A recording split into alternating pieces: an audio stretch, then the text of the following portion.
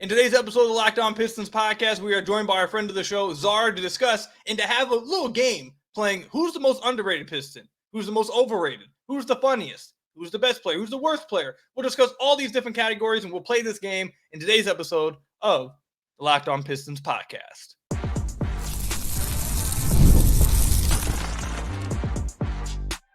You are Locked On Pistons, your daily Detroit Pistons podcast, part of the Locked On Podcast Network, your team every day.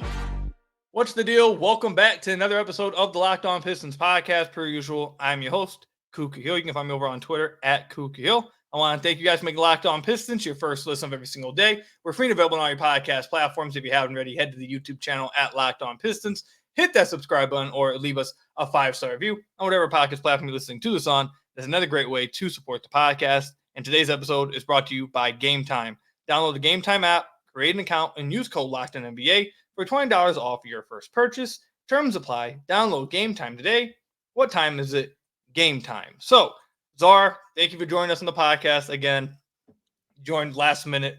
I let you know like an hour before, and you were kind enough to join like last time. You've been very, very reliable, very, very helpful. I appreciate it, man. Yeah, I'm a solid minutes guy, coming off the bench. No, I appreciate you having me on, man. I always have a good time on here. So I think you're going to really like this one today. I think we're going to have a lot of fun with this one.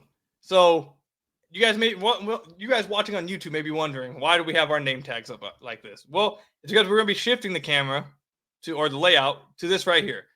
And on today's episode, we are going to be playing, if you're watching this on YouTube, you can see it. But for those of you guys listening on the podcast version, we are going to be playing a game of like Pistons Grid, Piston Jeopardy. There's a grid I have up on the screen. You have most overrated, best, worst, funniest, most annoying, most potential, most wasted potential, best passer, best handle, best shooter, yada, yada, yada, all those different categories. And I have them, I have my answer to these questions hidden by a box. So we're going to go through each one. We'll discuss our answers to which one. And maybe we agree, disagree. Let me know where you guys stand with it. But I think this is going to be a fun episode. It's going to be fun. It's kind of a game, but also it's going to provide a lot of discourse, I think, on where people stand on certain answers here. So, Zar, you ready to get this going? I'm ready. I'm locked on. Okay, there you go. There you go. Perfect. All right, so I think the one that I want to start off with is who has the most potential on the team. So I have my answer behind the box. I want to hear from you. Who do you think I picked as most potential, and who is your answer and why? I feel like there's only really one answer to have here. I think knowing you, I think you considered Assar, but I'm going to go with Kade, and that's also going to be my answer here as well. I mean, honestly, if you're watching this podcast or listening, this is pretty self-explanatory. Kade Cunningham, number 1 overall pick, 2021 at draft. Loaded draft class, all-around talent, hasn't really gotten a fair shake yet and still looks like a diamond in the rough. I honestly, there's not much I can say about Kade that we haven't already said. So if you want to go ahead. All right, so I'm going to remove the box. And my answer was Kade and Assar Thompson. Okay. So this is where I'm at with this. I initially had Kade, obviously, most potential. But there's been a few people talking to me, and there's been a few listeners that have brought this up. Is there truly, like, his max ceiling? Like, if Assar gets a three-point shot with his athleticism and defense, like, how, like, I know it's not likely, I would say, at this point. Like, I think it's probably less likely that he becomes a three-point shooter at this point. Like, obviously, like, if it happens, great. But like someone of his athleticism with his defense that also that has that passing ability and that vision, that processing along with his if he would have a 3-point shot with that, like, man, that sounds like, I mean, I think you mentioned it on like the last time you were on here, like, who is that, like Jimmy Butler? Like, is that like we're talking like that type of Paul George, like that type of player with more athleticism. So I think it's less likely, obviously, that he gets there. I don't think it's as likely as Kade's potential. Like a realistic ceiling, realistic potential, I think it's obviously Kade. But like out of the unlikely scenarios for each player, Like Assar's, I think, might even cap that. But I just think it's so unlikely because it requires such like outlier development. But I include it just because, I like Assar and I can see it. No, I mean, I see it too. I think Assar's ceiling is literally being the Avenger of the Stanley Johnson prototype. You know what I mean? Yes. Like he's the very if he really hits his ceiling, he's the first guy to ever actually warrant a Kawhi comp. Like I feel like that's I feel like every wing defender since Kawhi, became Kawhi has been like, this is the next Kawhi Leonard. This is it.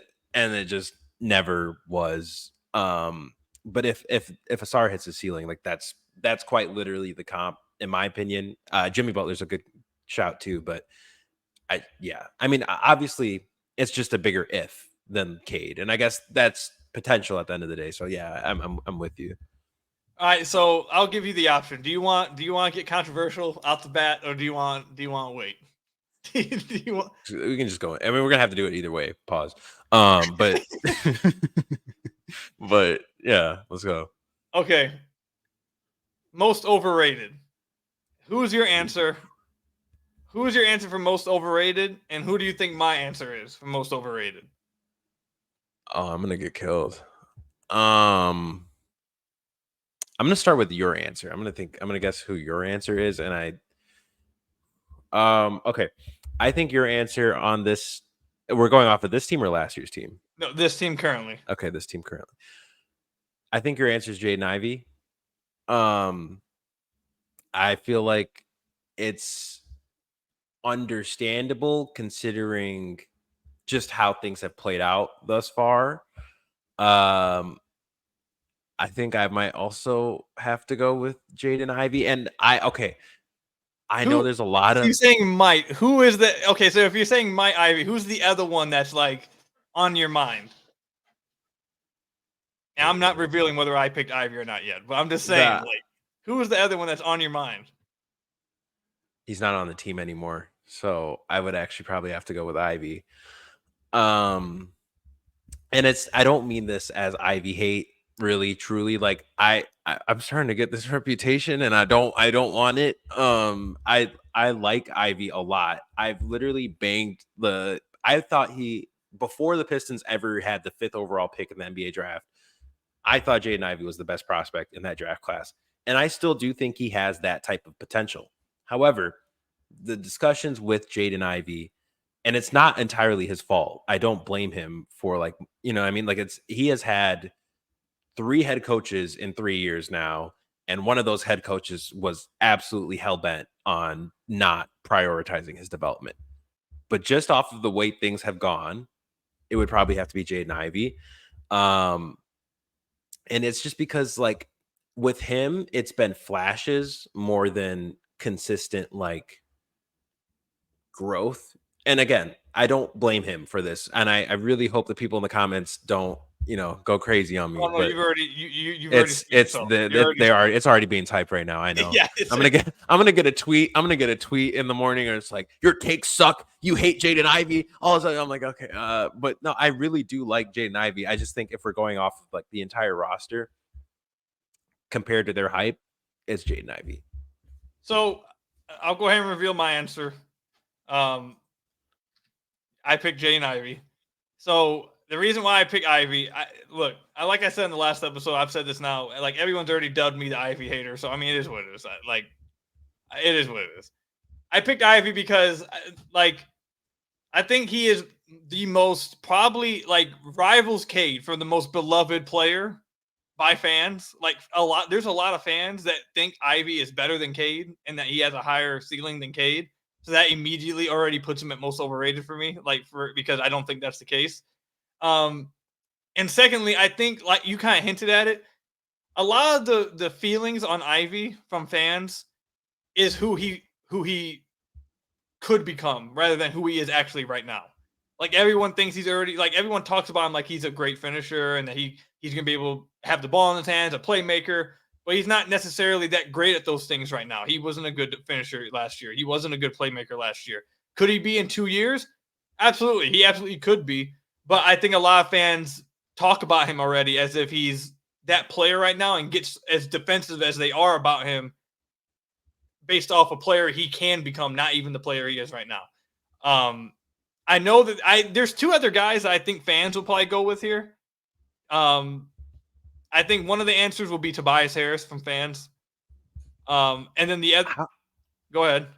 How could he be overrated though? Like no disrespect. Like I mean, I feel like Tobias. I don't think I can probably count on one hand the amount of nice things I've seen said about him from like anyone that's not directly related to the basketball world. You know what I mean? Like I feel like I'd never see anything nice about him. Well, you'll see Tobias pop on here, in a different category here. Okay, but I would say I think fans would probably put it because he got paid that money and they don't think he's worth that money. Like I've already seen a lot of talk about that. So I think he'd probably be someone that some fans are answering. The other answer I think is Kade, because I think like I said, I think fans I've seen a lot of fans. There is a lot more fans, or at least they're very vocal of the fact that Jaden Ivey is just as good as Kade. They're better without Kade.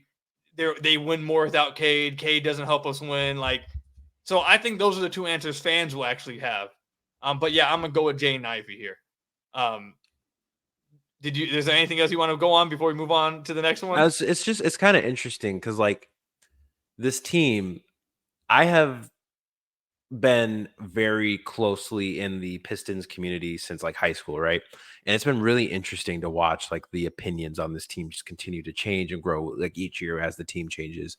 And like being at the point we're at now, where like there's a genuine like divide amongst the community between like who's actually the like, for lack of a better term, alpha on this team. You know what I mean? Like the fact that like it's like a genuine debate blows my mind because you don't have to pick.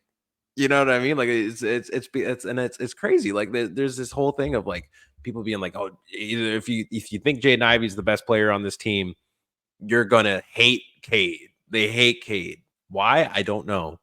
And then there's just on the opposite end of the spectrum, it blows my mind. Like the fact that we went from, I can remember in 2019, it was like, can we get a first round pick for Andre Drummond? Like that was like the type of discussions we've had to like now being like, Jaden Ivey's not, he's in no way like remotely close to Kade. He's so much better. It's crazy seeing like the discourse evolve. Sorry, go ahead. No, I'll say this: the amount of people that this is Koo's take. This is not Zar's take. This is Koo's take. Don't attack Zar for this. The amount of people that I see that actually do believe like the team's better without Kade is just shocking. Like it's just like it's great. Like the people that actually believe it's just like it's shocking to me. But whatever. We'll move on to the next topic. The next one I want to bring up is the most underrated player for the Pistons. We'll answer that one when we come back. This episode is brought to you by BetterHelp. Give online therapy a try at BetterHelp.com/LockedOnNBA and get on your way to being your best self. Kids are always learning and growing, but as adults, sometimes we lose that curiosity. What's something you'd like to learn? Gardening, a new language, or maybe how to finally beat your best friend in bowling. Therapy can help you reconnect with your sense of wonder, because your back to school era can come at any age. If you're thinking of starting therapy, give BetterHelp a try. It's entirely online, designed to be convenient, flexible, and suited to your schedule. Just fill out a brief questionnaire to get matched with a licensed therapist and switch therapists at any time for no additional charge, just like that. All entirely online. Again, extremely flexible and suited for your schedule. Rediscover your curiosity with BetterHelp. Visit BetterHelp.com/LockedOnNBA to get 10% off your first month. That's BetterHelp, HELP.com/LockedOnNBA to get 10% off your first month with BetterHelp. So I want to thank you guys again for making Locked On Pistons your first listen of every single day. Free and available on all your podcast platforms. If you haven't already, hit that subscribe button or leave us a 5-star review on whatever podcast platform you're listening to this on. That's another great way to support the podcast. All right, so the next one I wanted to answer here was most underrated player on the Detroit Pistons. So Zar, who do you have and who do you think I put here? Most underrated. It's I feel like I know you pretty well, so I feel like I would guess it might still be Assar for this answer, because I feel like Assar is someone that in the beginning of last season, like got a lot of hype in terms of like what he can really do, what his ceiling could possibly be. And, like all the intangibles he has in terms of like things you can't even quantify. But as the season went on, people kind of forgot. And then especially like because of the blood clot thing, like where his season ended shortly, I feel like it would probably his stock was at like an all-time low, not because of anything he did, but just in terms of hype. And with prospects, a lot of time it's hype. So I think your answer would probably be Assar. My answer, actually, I think I'm gonna go. It's tough. I think I'm between Bobby Clintman and I'm between him and Malik Beasley. Um, and I think for this specifically, I'll go with Malik Beasley just because I feel like I don't see him get much of any hype on this or in this community whatsoever.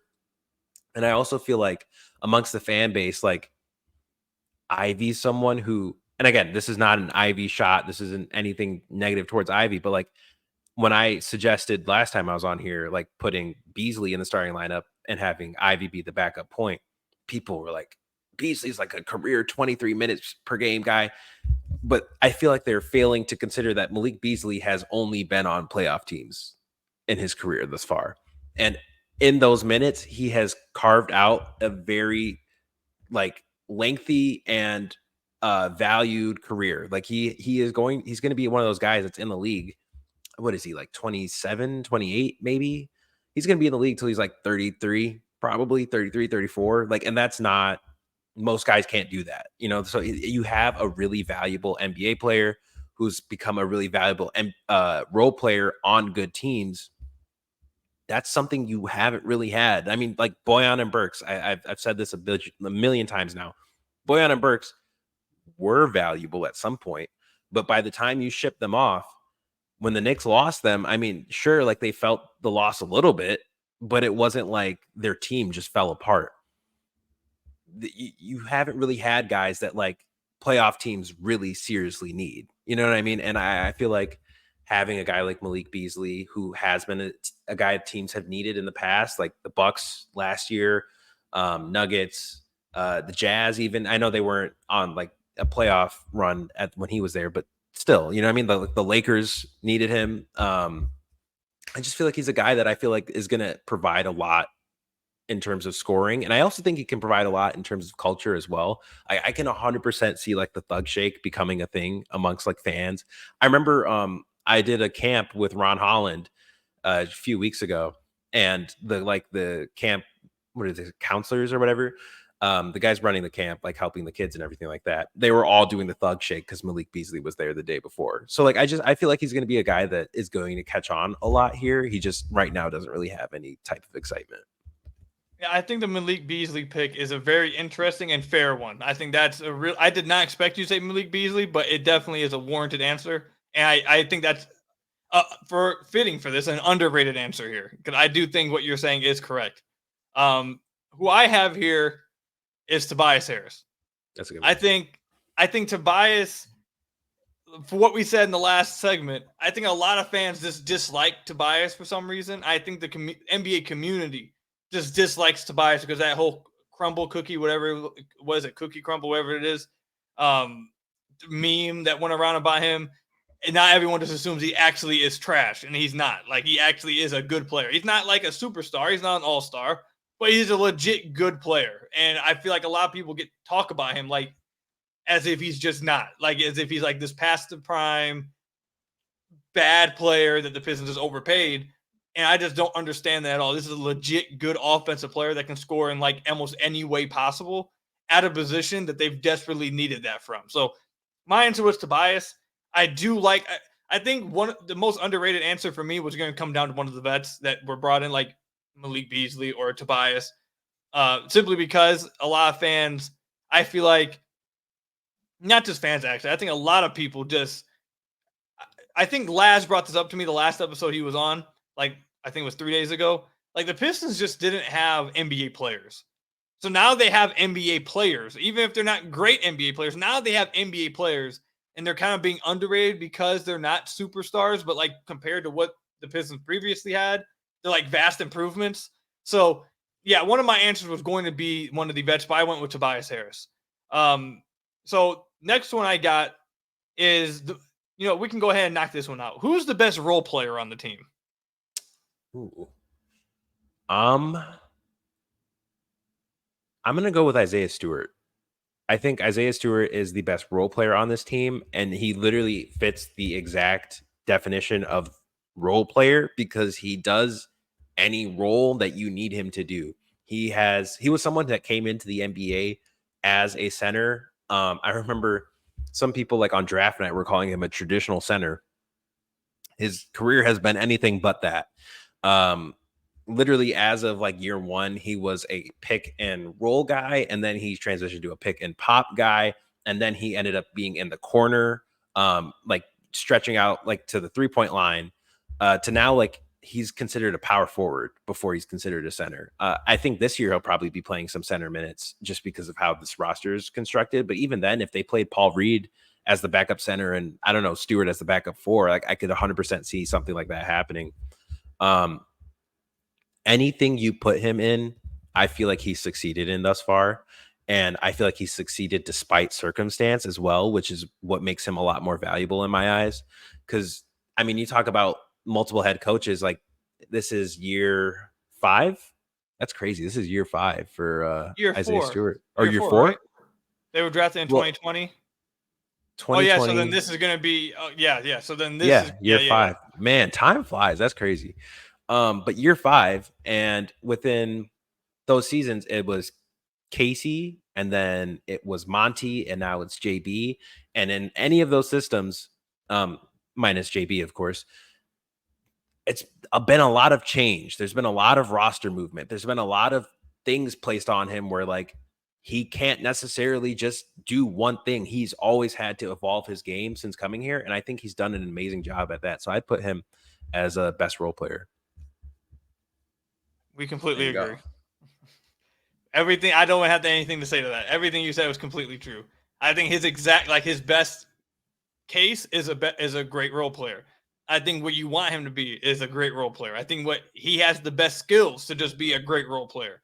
I think if you play him at his right position, a backup 5, you get the most value out of him. You can close games with him. He's never going to be a superstar. He's probably never going to be an all-star, but he's someone who can play for a playoff team. He can close games for you. He does the little things. He can switch. Like he doesn't have any, I think, like superstar ability, but he has a bunch of skills that you need from a role player.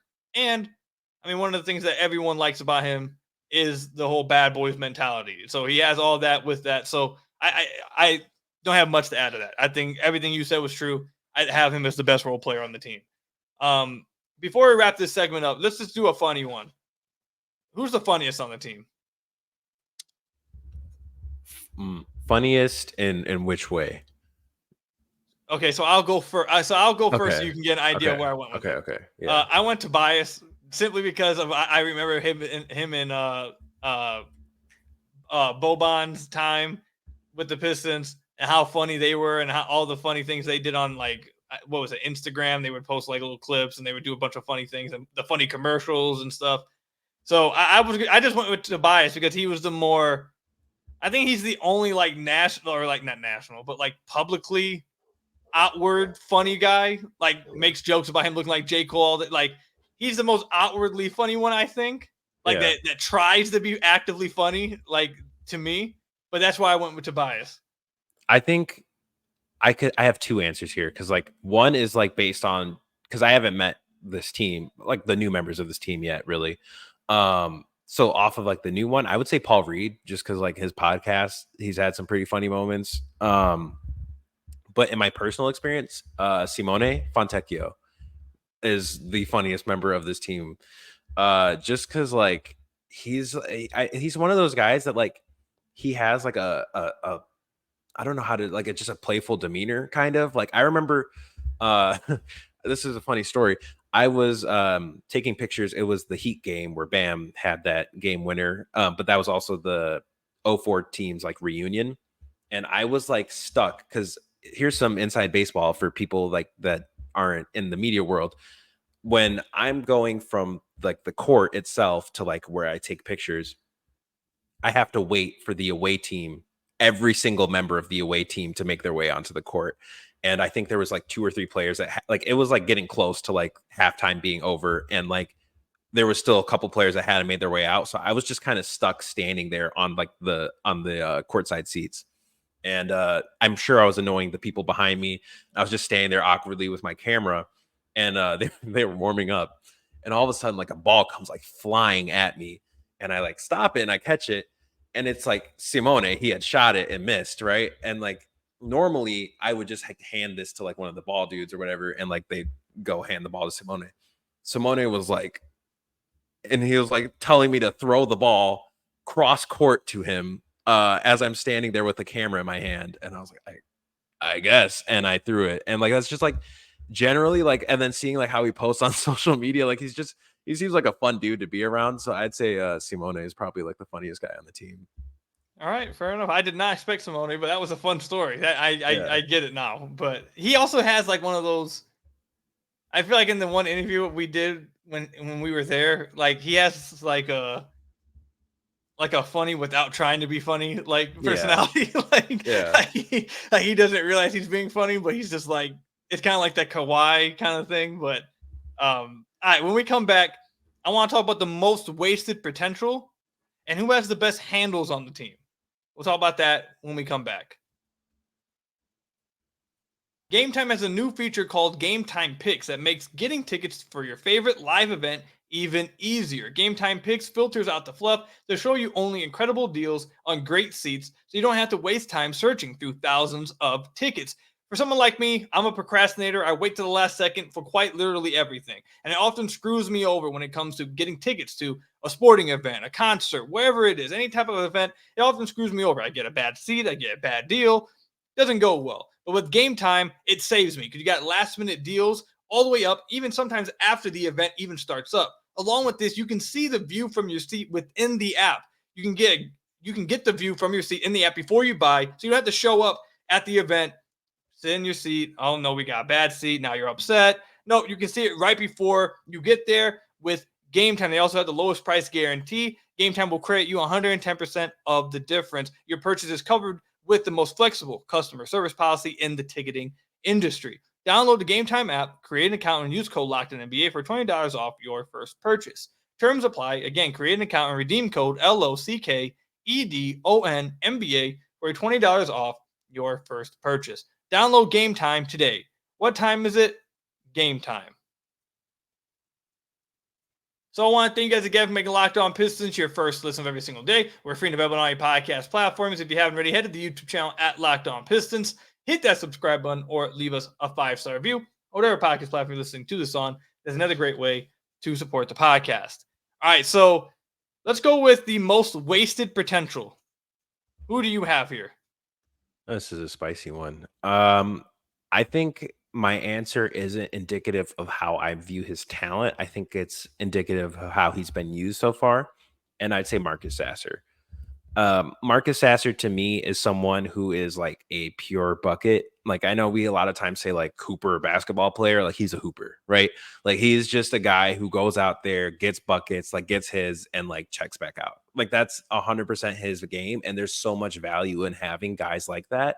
And he's also a better defender than like a lot of people give him credit for because of his size. He just gets shoehorned into this point guard role. And he's not a point guard. He is 100% a scoring guard, a shooting guard. That is 100% his position. And with the way the roster is constructed right now, I think he's like slated to be a point guard once again. In Summer League, you know, he played the point guard position and like it didn't go well because that's not his position. He said it himself. He's a score first type of guy, not a pass first type of guy. I feel like generally with your playmakers and your initiators, you typically have to be a little more pass first. Not obviously saying like you can't get your own buckets. You know, there's Kade, obviously, but like he's just a guy who's meant to score. That's truly score and play defense. And he doesn't really get to do either that well. So I feel like in terms of wasted potential, there's so much more he could be doing. But they keep trying to make him a point guard.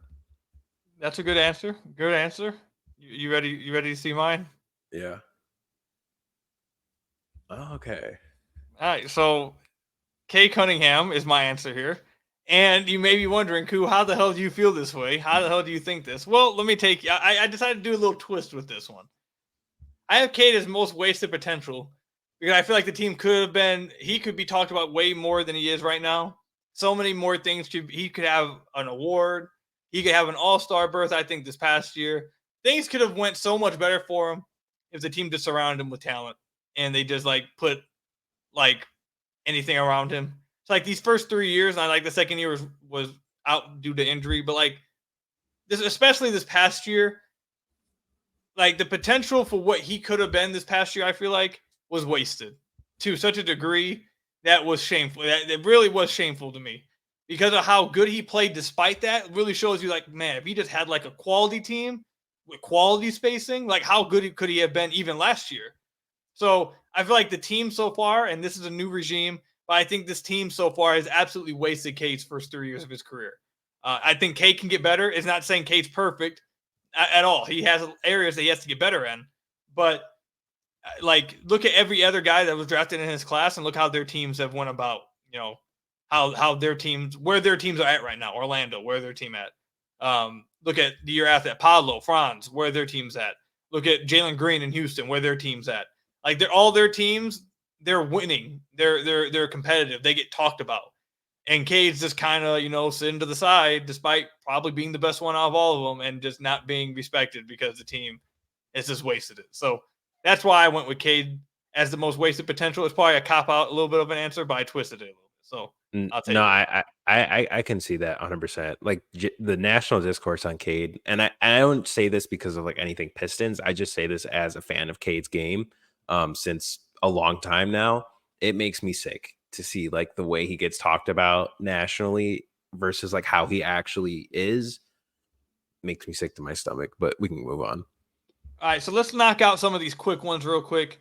Best player on the team is on 3. Yeah, 1, 2, 3. 1, 2, 3. Kade Cunningham. Okay, there we go. So Kade's there. All right, worst player on the team. We don't have to spend long, but who did you pick? Who would you pick? Pass. I went with Wendell. Just okay. I forgot. Yeah. I just went with him. Best rim defender. Who do you got? Ooh. It's between Stu and Stu and Assar to me. For this, I'll go with Stu. I'll go with Stu on this. Yeah. I also went with Stu. Me and you were thinking the same thing here. The other person that was in consideration, yes, was Assar Thompson, who, by the way, I just saw a stat today. He had more blocks than Jalen Duren this season.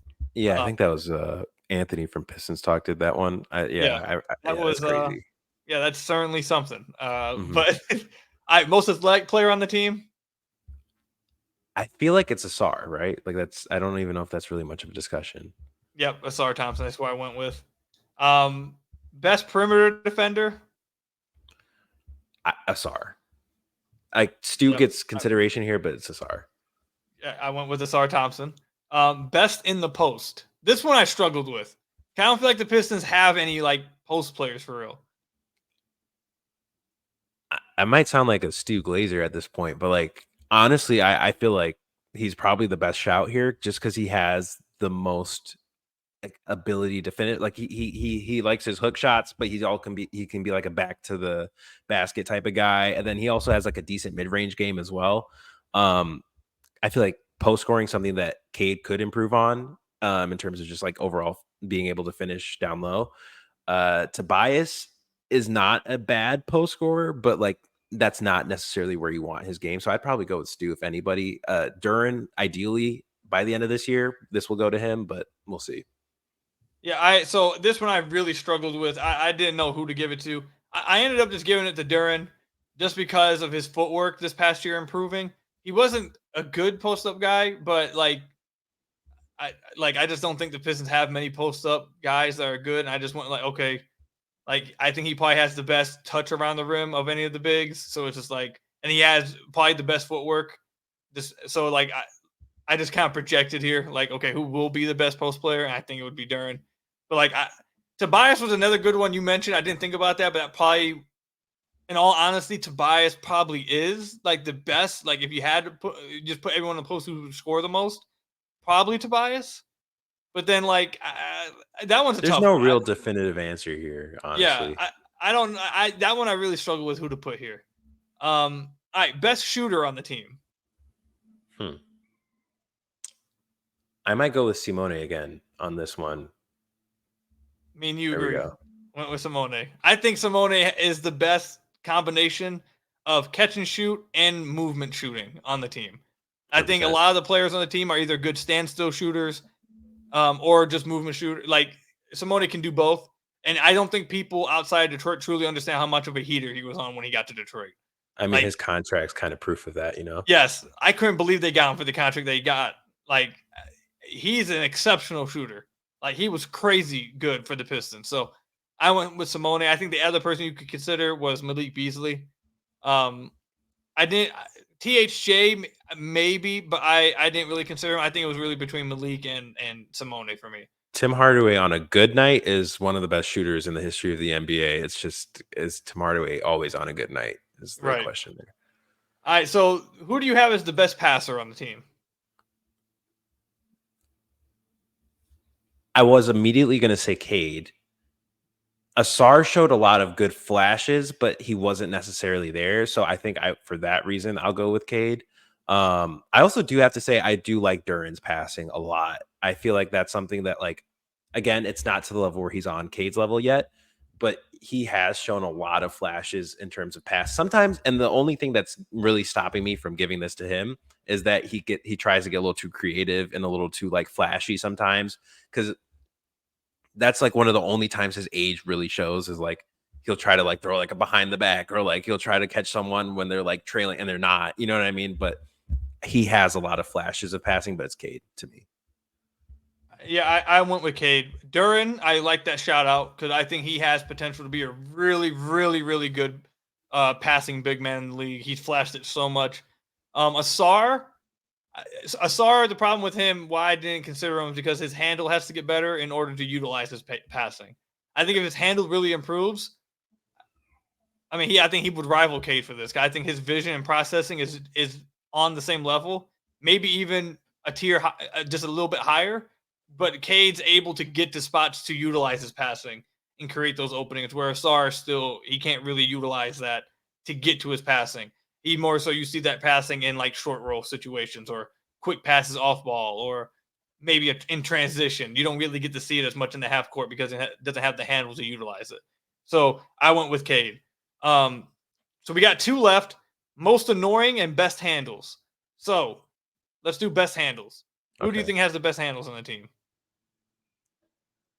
I mean, so this is kind of the issue, honestly, with this team, is like, I don't know if there is like a definitive answer here. And it's kind of like the whole backup point guard question of like, who's really gonna, because I in my opinion, there's not really a definitive answer. If I were to pick one by default, I'd go Marcus Assar, just because I feel like on this team, he probably has the deepest bag, and I've seen him turn over the ball the least of the Pistons guards. So I'd probably go with him. Me and you on the same page. I went with Assar as well. There we go. I think he has one of the deepest bags on the team. He has easily the most separation on with anyone on the team. The separation he creates with his handle is crazy. Like, he yanks people around. Like, people are like, I call it like a yin yang type of handle, is what we used to call it growing up. Like, he has people like on a yo-yo. Like, his handle is creative, and he creates insane space with his handle.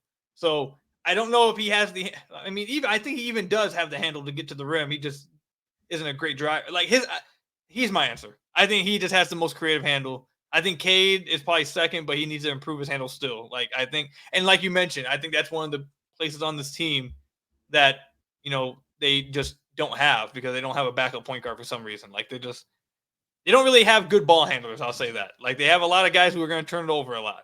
And yeah, they don't really have any calming presence at like the guard position. There's still guys out there too, which is the crazy part. But I'm going to continue to yell from the rooftops to sign Markelle Fultz. Like, I'm just going to keep yelling about that. Yeah. All right, so I saved this one purposely for last.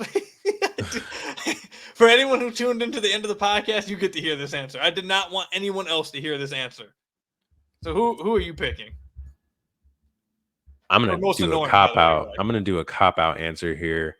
I'm gonna go with Instagram comments. I'm not picking a specific player.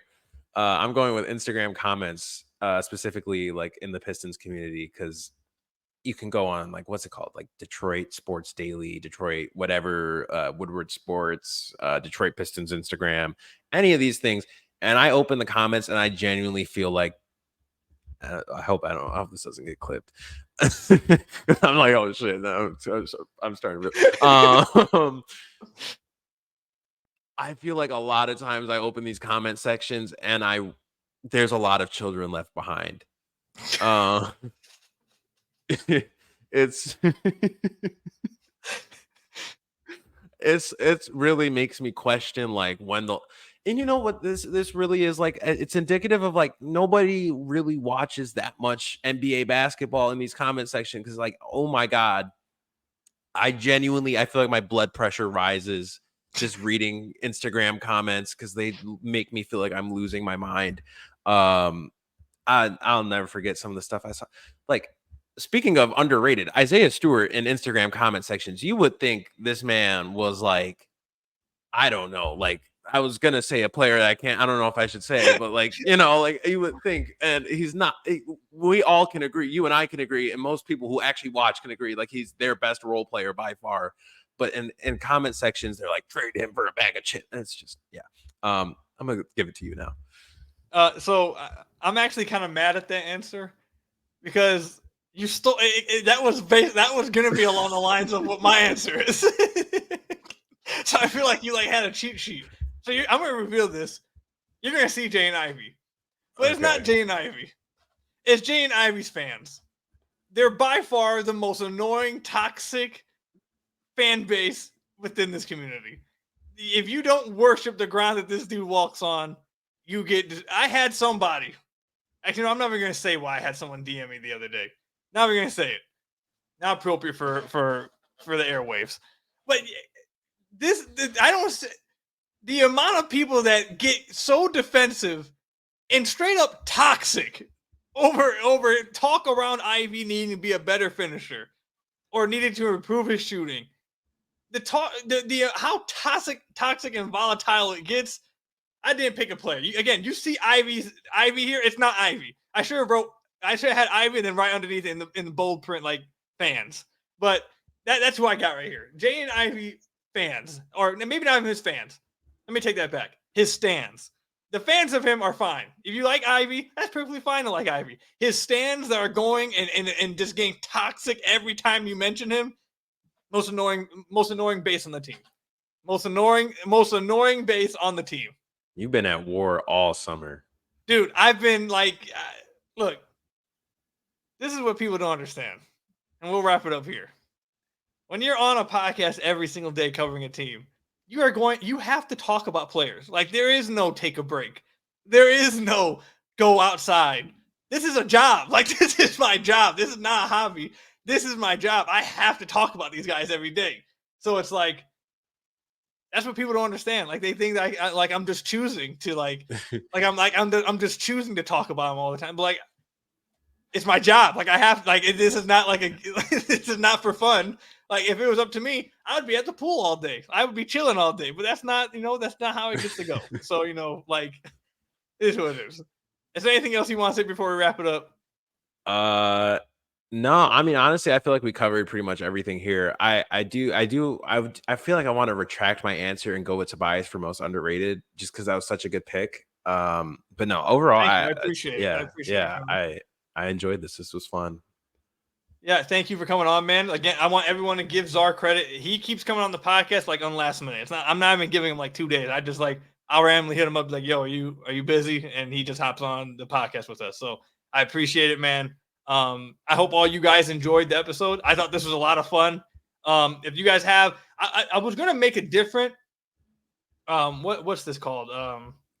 Grid, a different, a Canva grid, and have the listeners pick the topic, pick the question, and then answer off of that. So if that's something that you guys want to see, let me know in the comment section down below or over on Twitter, and we can do that. So, but thank you guys for making Locked On Pistons your first listen of every single day. Being available on all your podcast platforms. Hit that subscribe button to the YouTube channel. Leave us a 5-star review, whatever podcast platform you're listening to this on. And until next time, I'll see you guys later. Stay safe out there. Until next time, peace out.